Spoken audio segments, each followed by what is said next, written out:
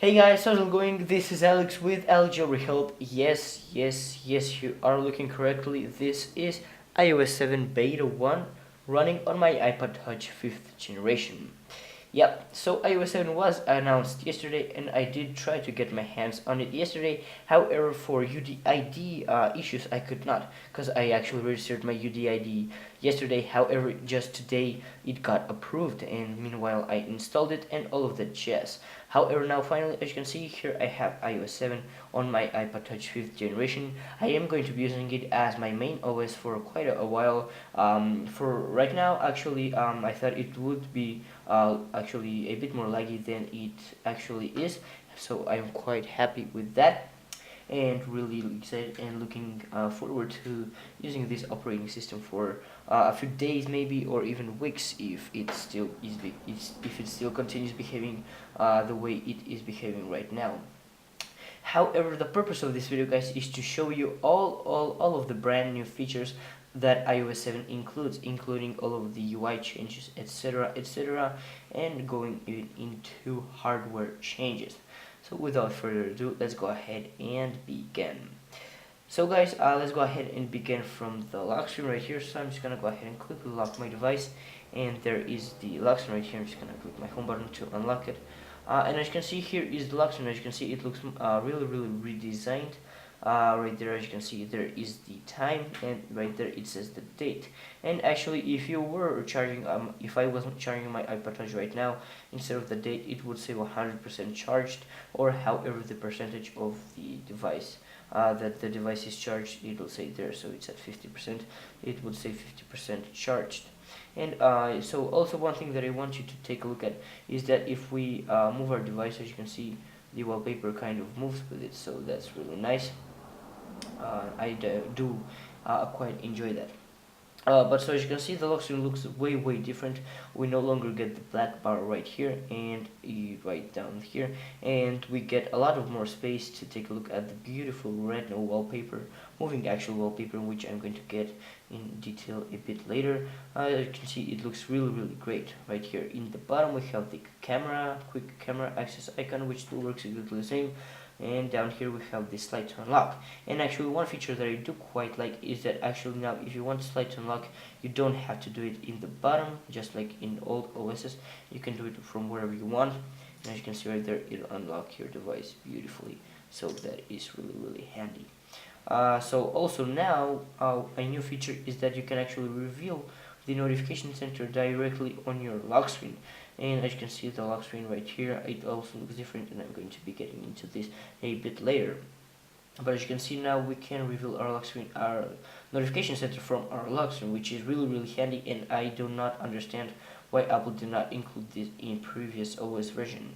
And also one thing that I do want you to take a look is that now iOS 7 has a couple of jailbreak tweaks implemented into it, not literally, however the concept is the same.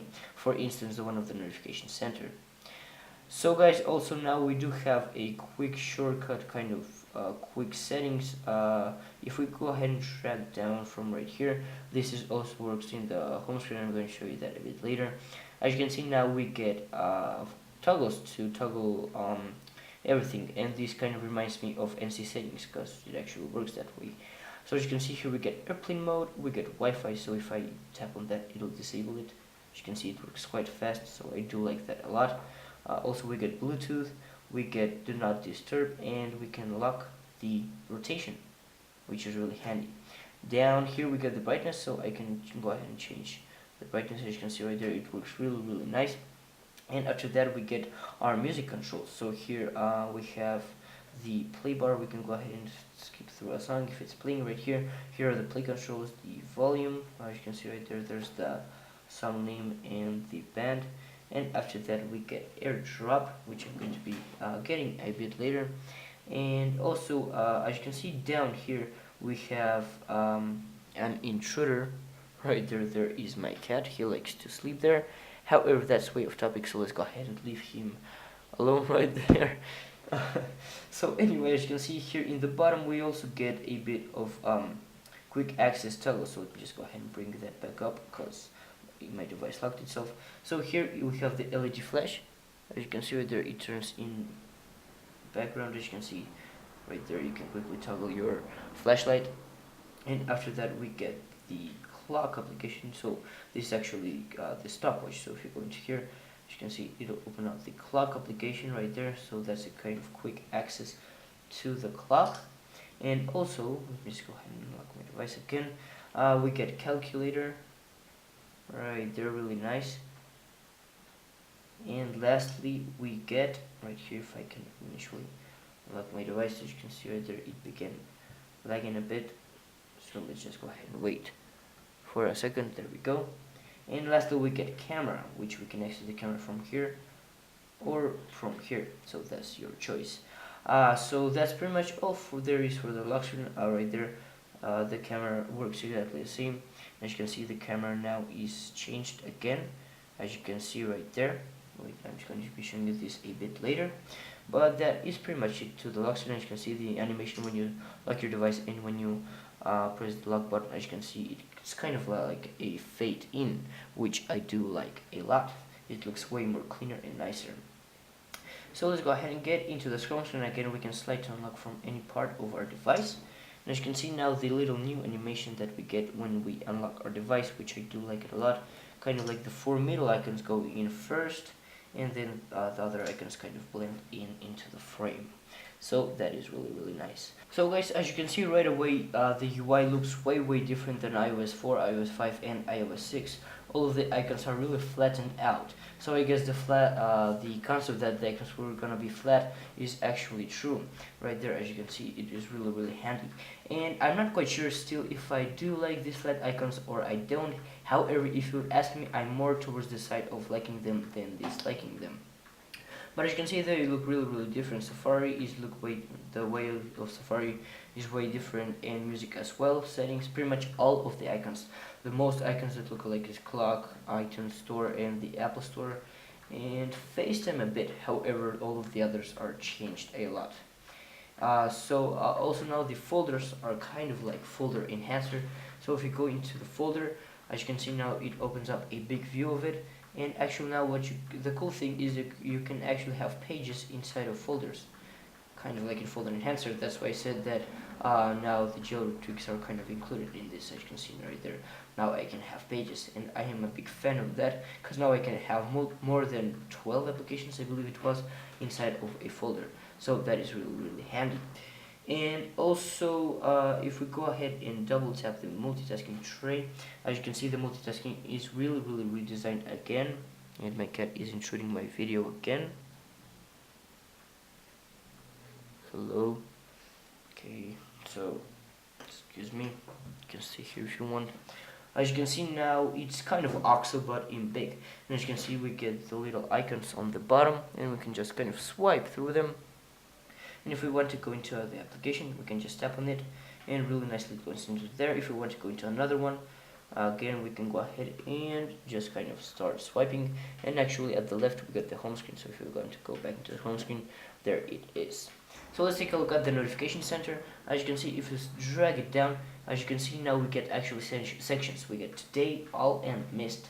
And the missed are the missed notifications that you would get. So I actually do quite like this, because in iOS 5 and 6, all the notifications was kind of cluttered up in just one view. You even had notifications from days ago right there. However, now those notifications will appear in mist. So if we go to today, as you can see, we have today, the date. We get a little preview of the weather. So this is cloudy conditions with 23 miles per hour winds on the west. Isolated thunders tonight with a low of 63 degrees. After that, we get the calendar and stocks, which are actually included. And of course, if you don't want this, you can go ahead and save it from the settings application. And as you can see now, we also can have events for tomorrow. So you have no events scheduled for tomorrow. So if we go into all, we will receive all of the notifications that we have got right there. As you can see, I have 3 Facebook messages, and I can just delete them as easy as that. And after that, we get missed, and since I delete those, they are no longer right there. However, as you can see, the notification center has a really nice look. It kind of blurs the background right there. It looks real nice, and it's just really sleek. And one thing that I do like from iOS 7 is the typography. the typography looks just amazing. And so yeah, also as you can see, the clock right there is moving. If you take a look at that, it's actually moving right there, so that's kind of like live clock. And I'm actually not quite sure why Apple did not implement that in iOS 6. However, they did not. In messages, actually, now if I just go ahead and type in a new message, so I'm just gonna type it to myself. I'm just gonna demonstrate the feature that you can just swipe back and just send something. That you can actually swipe back to your messages as they said in the keynote, which is really handy, right there. If you only have one hand, that's really handy. So as you can see, that is really nice, and we can also access the quick changes from the home screen. As you can see right here, we get that pretty much the same that is in the lock screen, and there is AirDrop, and from here you can access all of the functions right there. We can open up the clock application directly from there, and it's really nice, and I am really excited about this because now without a jailbreak you can go ahead and quickly access your Wi-Fi, your Bluetooth, your do not disturb, etc, etc, right there. As you can see, if I can access that, it'll enable do not disturb in a second right there. For some reason it's not enabling that. However, yeah, so let's go ahead and take a look at some of the different settings. As you can see, the settings application is completely redesigned, and also now the on and off toggles are a bit different.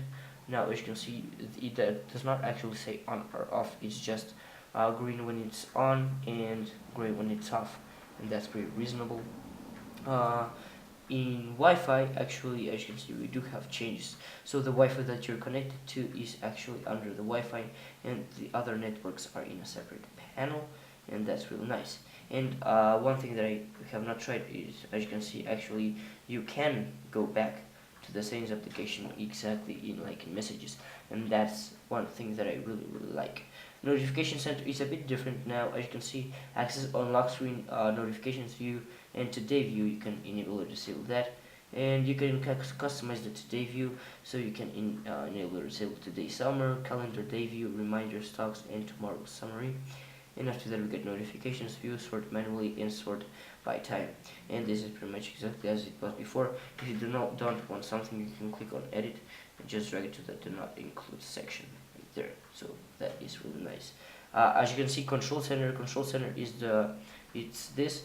So if we go ahead and go into its settings, as you can see, the only settings that we actually get is to access on lock screen. So if I turn this off and go back and block my device, I will no longer be able to access it from the lock screen, which I don't understand why someone would enable that, because I actually do quite like that feature. After that we get do not disturb, which is exactly the same. And one thing that I do want to mention are the wallpapers. So here we get the brightness slider as always. However, if we're going to choose wallpaper, as you can see, we get dynamic and stills. And in stills we pretty much get the default wallpaper, which is this one, and we get this new one, and the other ones are exactly the other wallpapers that we had. And in dynamic we get two, so the current one that I have is the first one, and as you can see, it actually is moving right there, even more if I move my device right there.